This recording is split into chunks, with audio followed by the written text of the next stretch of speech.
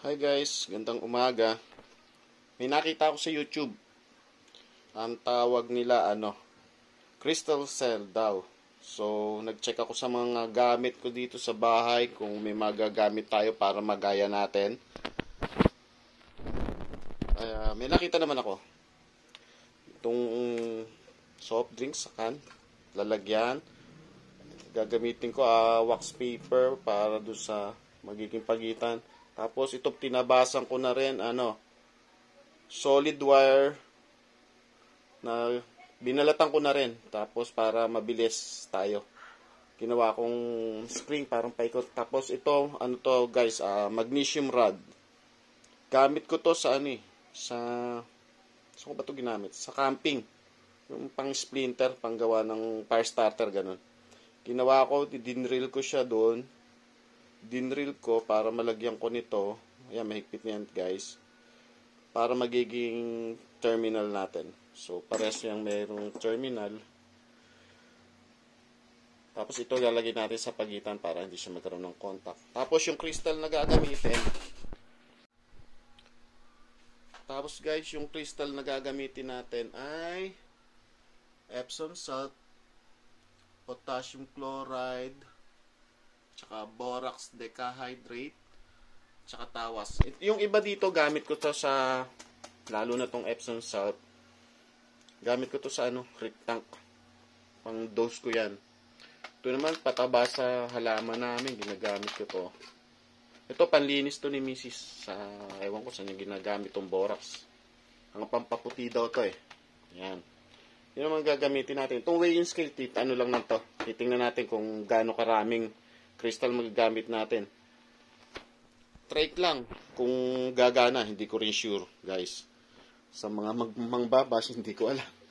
Nakita ko lang, tatry lang nating paggayahin. Ha? Okay, guys. Start na natin. Una, cut muna natin to. Ito yung magiging pinakalalagyan natin ng crystal cell. Sukatin natin hanggang saan.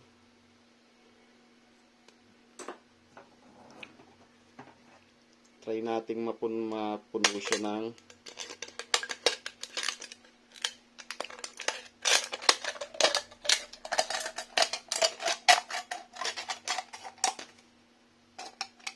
ayusin na lang natin para hindi tayo masabit.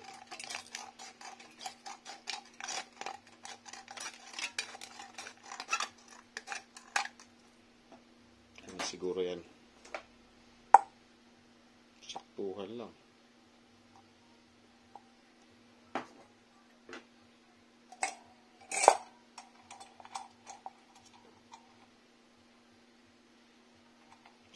Sakto lang guys. Okay. Hindi naman natin siguro mapupuno ito ng kaya okay lang.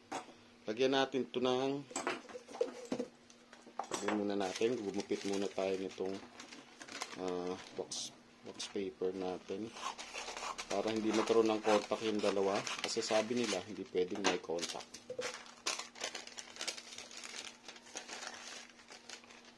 So ito na yan.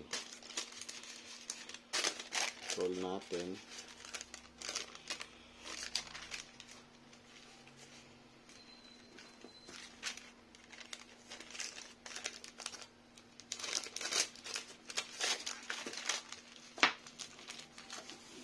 Itin ko na lang pala. Yan.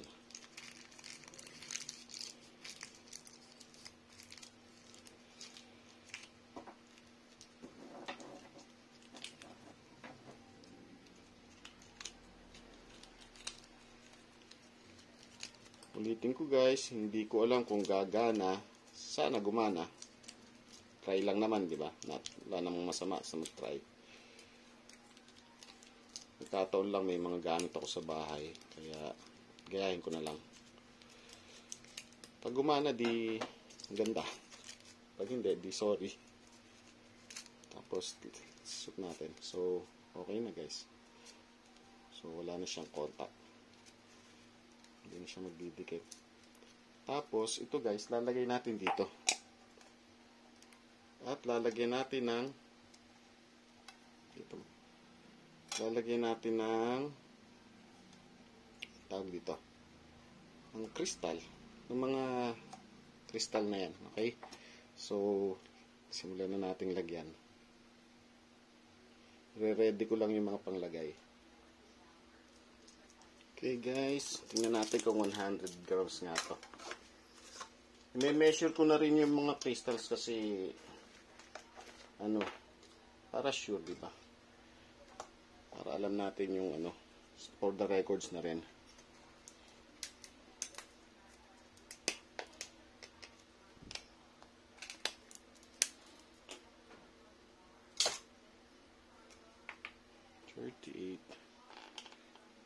Sabi dito sa label ano 150 grams daw, so dalawa ay ano 72 grams, hindi siya totoong 100 grams. Pero okay na rin yan. 72 grams. So consider na natin siya na 70 grams nito. Durugin natin.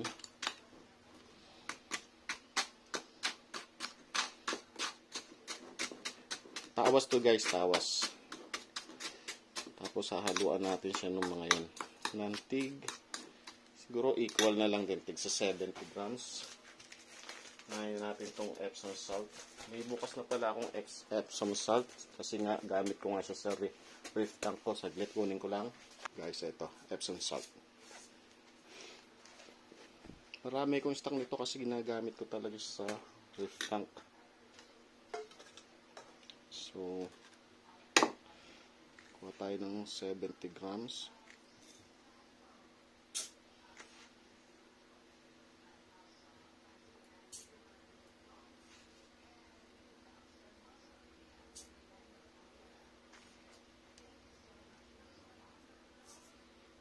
Oops, 74. 72, ayan, 72 grams na rin.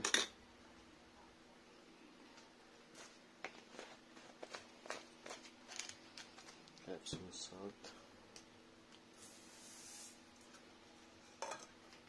Tapos ayan. Yung tayo sa potassium chloride.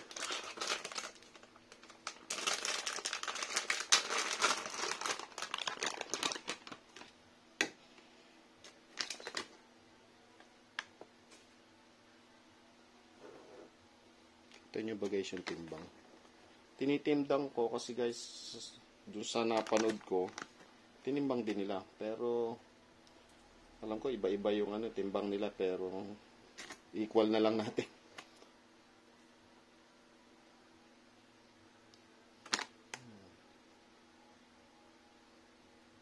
Yan.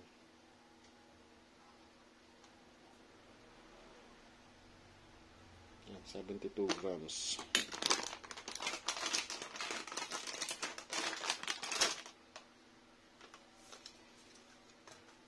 Palagay ko sobra na yun dun, no? Pero kasi tutunawin natin guys, i-heat natin. Try natin din kung di ko alam kung magli-liquefy siya. Pag nag-liquefy, di salamat. Pag hindi, di sorry, di ba? Di natin alam kung nangyayari. Na-transfer ko na lang sa ibang lalagyan, wala siyang seal.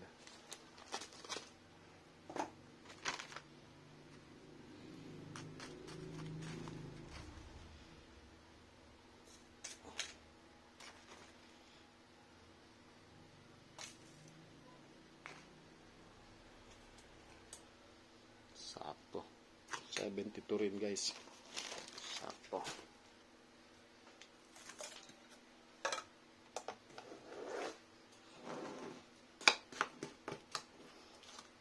Pinuhin natin guys. May bubuo kasi. Para mag-mix ng gusto. Tingin nyo guys, magli-liquefy siya. Magme-melt siya ng maayos. Hindi ko alam eh. Ito mahirap sa gaya-gaya lang. Hindi ko na-try pa. Pero sa kanila kasi nag-liquefy eh. Siguro pag maganda ang pagkakaano. Siguro low temperature lang, low heat. Okay na siguro yan. Lagay natin dito.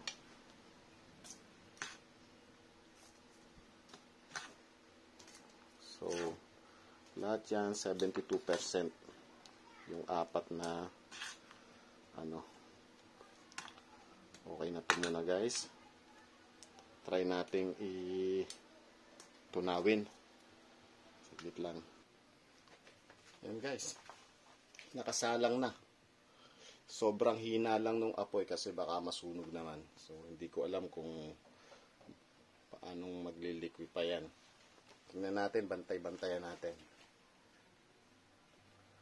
Yan guys, mukhang nagme-melt naman siya kasi bumababa yung powder. Pero man low fire lang talaga kasi mahirap na baka masunog. Pag bumaba siya ng gusto, dagdagan ko na lang ng ano. Dadagdagan ko siya ng powder uli.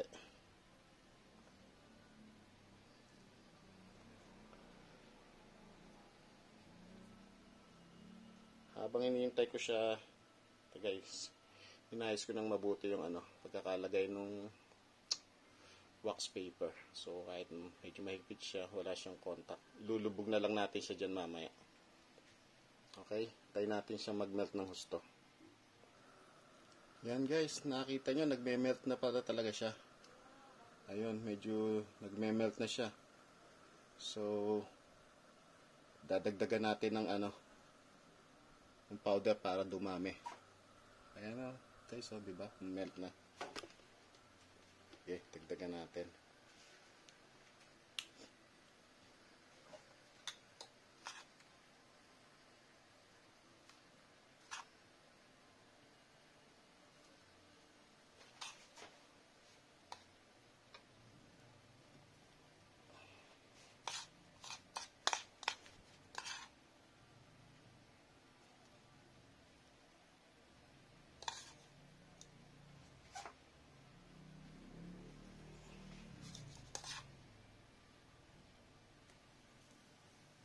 Oops.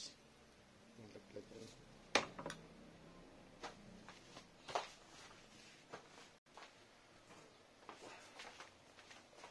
Lagay na natin to. Tsaka natin uli punuin ng so mahirap pala siyang igitna. Pero punuin muna natin.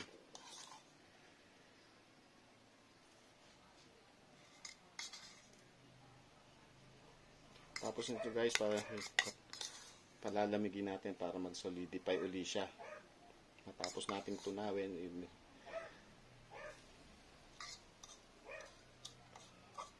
sakto lang guys talaga yung timplada natin. Tigsa 72 grams siya.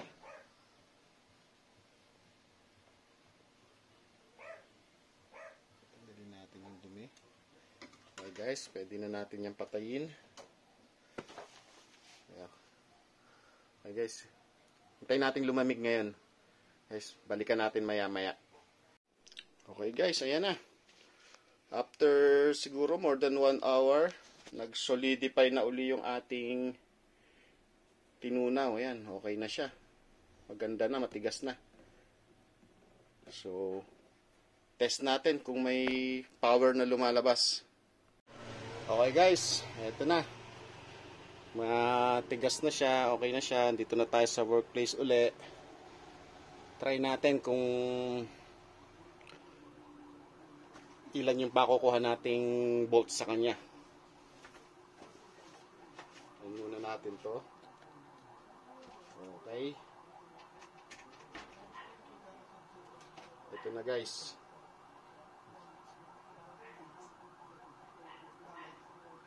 Uy.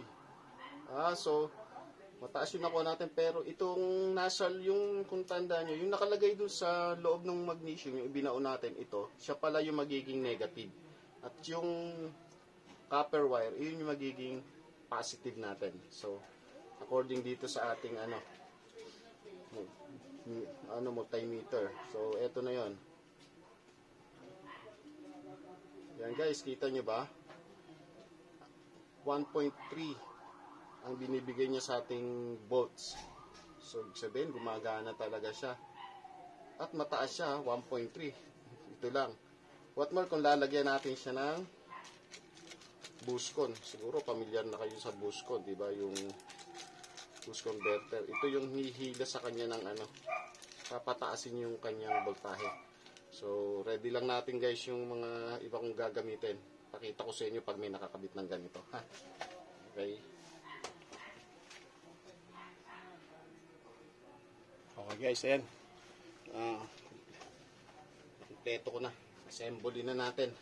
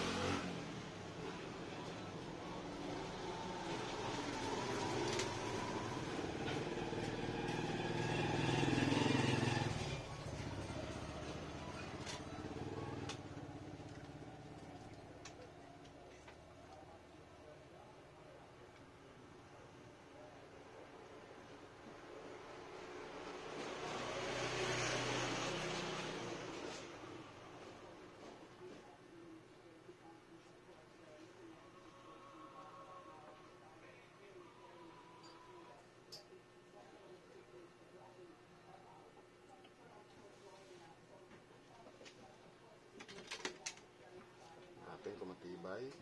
Tibay naman.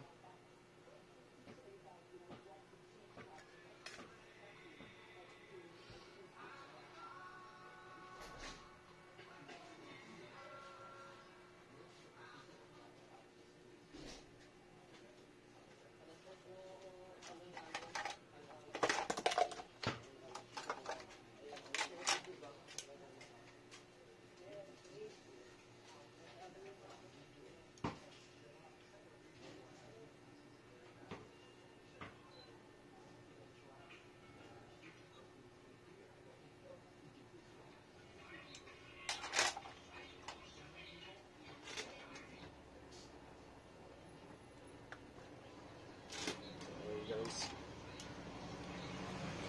practice lang guys maghinang. Medyo mahirap maghinang pagka mga ganito mga solid wire.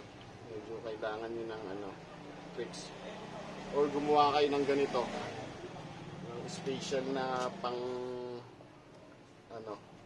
kapalit ng ganito soldering paste. Mas maganda yon gawa sa acid at saka sa zinc. Mas malakas magpadikit yon.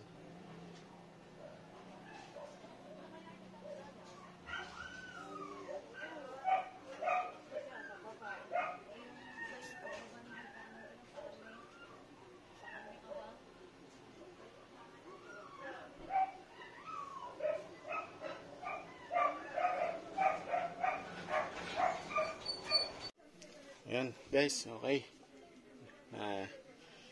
Naikabit na natin. Try na natin kung ilan yung ibibigay niya. Kung natatandaan nyo ang binibigay niya pagka walang boost con, ulitin na lang natin, ay 1.3 volts.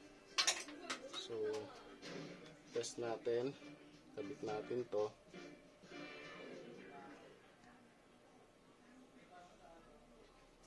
Natin kung ilan yung makukuha natin.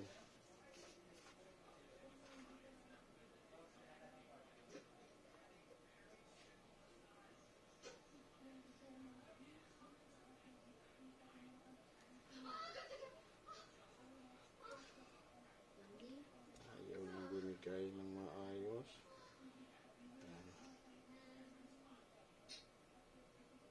Yun guys, nakita nyo? 5.1. Naging 5.1 yung volts niya. Galing sa 1.3. Pagka dumaan sa boost converter natin, yung nagiging 5.1. So, mataas. Maganda. Lagyan natin guys ng ilaw. Naka-ready na ako ditong ilaw.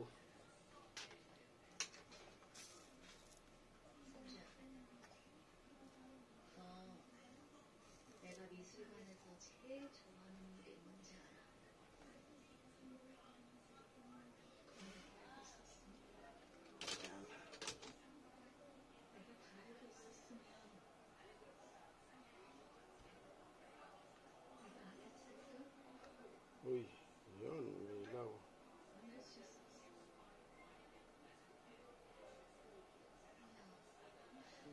Kaya natin yung ilaw, guys.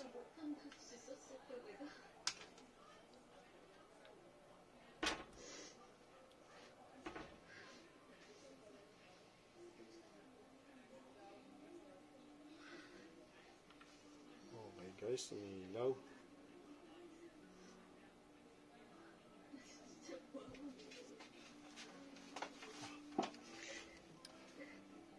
Ayos ba? Ayos, guys.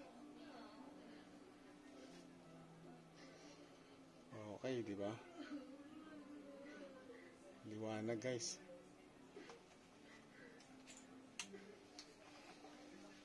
Tayo natin lahat ng ilaw. Ay, maliwanag.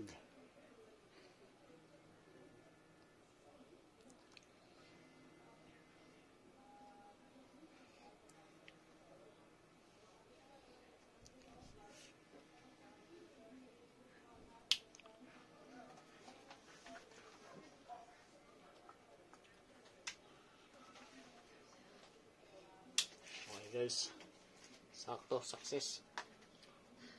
Mataas yung volts nya, 5.5. Then, abangan natin kung hanggang kailan to. Walang switch off. Pero, pag nagka-time uli ako, lalagyan ko na lang to ng mga cover. Siguro, lalagyan ko ng ng lamination na lang. Ganito yun, lalagyan ko nito. May malaki kong ganito.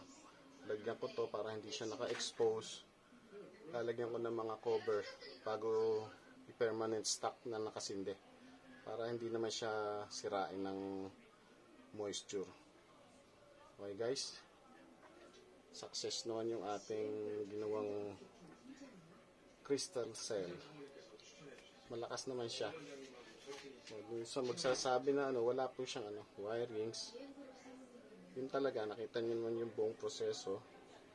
Saka marami naman to, hindi naman ako may idea talaga nito. Nakita ko lang sa YouTube, ginaya ko. Totoo naman, success naman, yung ilaw talaga. Hindi lang natin alam kung hanggang kailan to ilaw, pero sa tingin ko mukhang matagal. Siguro, 1 taon, hindi lang.